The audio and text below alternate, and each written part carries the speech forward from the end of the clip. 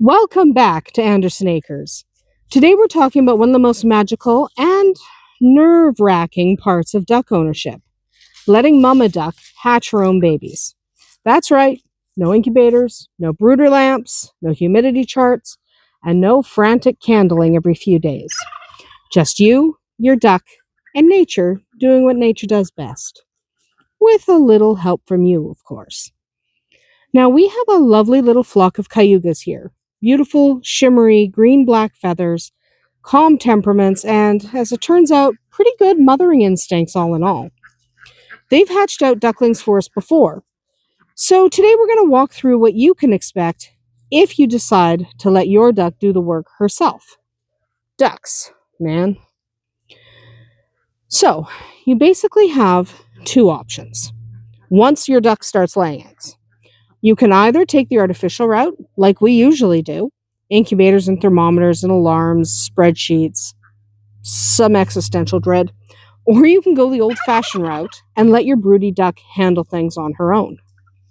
And honestly, the simplest route is letting mama duck handle it. Depending on the incubator you have, you might get a better hatch rate if you incubate artificially. If you have a really expensive, really reliable incubator, you might want to use that instead. If you've got a cheaper incubator that tends not to do well by you for chicken eggs, you might not want to put the duck eggs in it. Duck eggs are a little bit harder to hatch than chicken eggs, and they take a little bit longer. If you don't have a reliable quality incubator, you might want to opt to let mama do the work. Okay? It's really a matter of personal taste. Do you want to do it yourself or do you want mama to? Now, not every duck has that maternal urge. Some will lay eggs and wander off like, that was fun, bye-bye. Others will suddenly decide that that patch of hay in your feed shed is a perfect place to raise a family. Different ducks, different attitudes, even in the same breed. So if you have a mama who's really good at it, you might have really good success letting her hatch her babies. If you have ones that tend to forget they have children, maybe use the incubator. Once she's committed, though, once your duck is committed, she'll get to work like a feathery little architect. She'll scrape out a shallow depression with her feet and with her hair bill. She'll line it with bits of straw and feathers, and she'll start laying eggs one a day, one at a time. Usually in the quiet of night or the very early morning, but there is no hard and fast rule. Each morning, you'll notice another smooth-shelled egg tucked under her. She'll lay until she has what we like to call a clutch. Basically, the full set of eggs she intends to hatch. The size of that clutch will depend on the breed, but for cayugas and other medium ducks, it's usually somewhere between 7 and 11 eggs. Muscovies, on the other hand, well, they like to do everyone and typically go for 15 to 20 eggs because apparently subtlety isn't in their vocabulary. Now, here's where you need to step in, and you'll have to do it carefully. But if she lays more eggs than she can cover with her body, you're going to have to remove a few. It's a bit like rearranging furniture when someone's asleep. Delicate, but sometimes necessary. Overloaded nests can lead to inconsistent temperatures and poor hatch rates. So if she can't reliably cover them all with her body, you're going to have to sneak a few out of there without making her unduly angry. Okay? Carefully. Once she's satisfied with her clutch, you'll know because she'll start plucking that soft down from her breast and lining the nest. This is the duck version of nesting instinct on full display. She's basically building a cozy feather-lined incubator, and she's going to sit on that incubator till those little babies come out. Now, when incubation officially begins, well, that's when the magic starts. She'll settle in, keeping those eggs warm and humid with her body heat. But don't think she just glues herself to that nest 24/7. Even the most devoted of moms needs a break. Okay? She might be a great mom. She's still going to take a break. Most broody ducks leave the nest once or twice a day to eat, drink, stretch, and take a real quick bath. Before she goes, she'll carefully cover up those eggs with that soft down, and she'll put bedding on top of them to kind of keep them insulated and keep them hidden from predators. Think of it like pulling a blanket over the bed before sneaking out real quick for coffee. She won't be gone long, but she will be gone a little bit.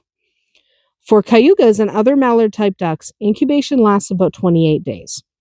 If you're working with Muscovies, you'll need a little more patience. You're looking at 35 days.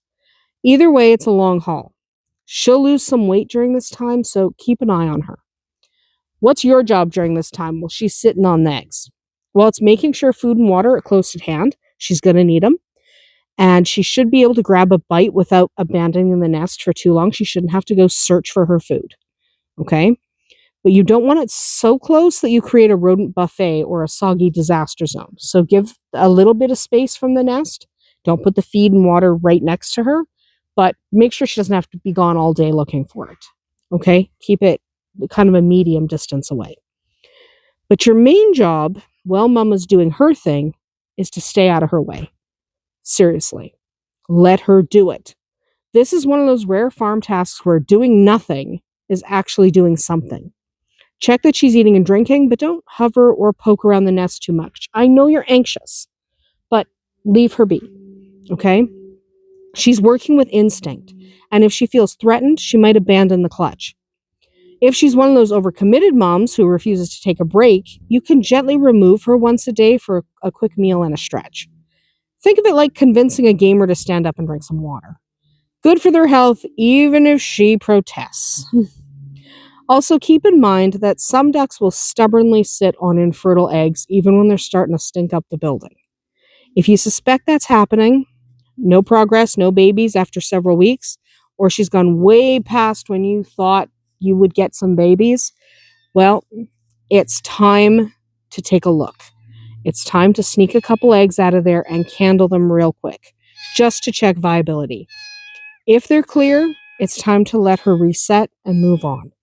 If they are rotting, if they smell, like so you sniff them, if they smell like a rotten egg, carefully dispose of them. You don't want them to blow up. But either way, they're not going to hatch. If they're clear, then they never developed in the first place. If they are smelly, they're rotting. Okay? So either way, you're going to need to take the eggs away. It's not good, but it is what it is. Now, while your duck is setting, she and her eggs are basically a buffet sign for predators. Raccoons and snakes and rats and even curious barn cats. They all see free omelets. So it's crucial to make sure her nest is safe. If she's nesting inside your coop or barn, you're probably okay. But if she's chosen a picturesque spot under the hedge or, heaven forbid, inside your haystack, you'll want to provide a little bit of protection. A covered pen or a small cage around her can keep her safe without moving her. Don't try to relocate her and the eggs unless the nest is in serious danger. Ducks don't appreciate that house hunter energy. They don't think it's fun, okay? Once they've picked a spot, they rarely forgive you for rearranging it. If you must add protection, something like electrified poultry mesh or kind of a secured portable pen can work wonders. Just make sure she has access to water and to shade. Now, as the hatch day approaches, you'll notice some subtle changes. She'll become more protective, might hiss if you get too close, and she'll hardly leave that nest at all. This is her do not disturb phase. Resist the urge to peek. Those last few days are critical for humidity and stability, and she knows what she's doing. They're either going to hatch or not hatch, depending on how viable they were. At this point, she's either got it or she doesn't. When hatching day finally arrives, you might hear faint peeping before you see anything. That's when the ducks are internally pipped, breathing through the air cell inside the egg. Soon after, you'll see little cracks, and then wobbly, wet miracles emerge. And they're adorable. Now, don't panic if they don't hatch all at once. A hatch can take up to 24 hours from the first pip to the last fluff ball. Mama will stay put until most are out, and then she'll start quietly talking to them. They'll learn her voice. They'll learn to follow her. After everyone's dry and moving, she'll bring them out for their first swim. In your water dish or your pond or maybe your dog's water bowl, she's not picky. And just like that, you've got ducklings. No cords, no thermometers, no incubator alarms. Just babies. Letting your duck hatch her own babies is one of the most rewarding experiences you can have on the farm. It's a lesson in patience, trust, and resisting the urge to micromanage nature. You can't rush it, and you can't force it. So if your duck suddenly disappears into a pile of straw one morning, don't panic. She's probably just starting a family. Give her space, give her safety, and she'll do the rest. That's about it for me here today at Andersen Acres. Have you ever had a duck catch her own clutch? How did it go? I love to hear your stories. I absolutely do. So leave them down in the comments below. We'll see you tomorrow.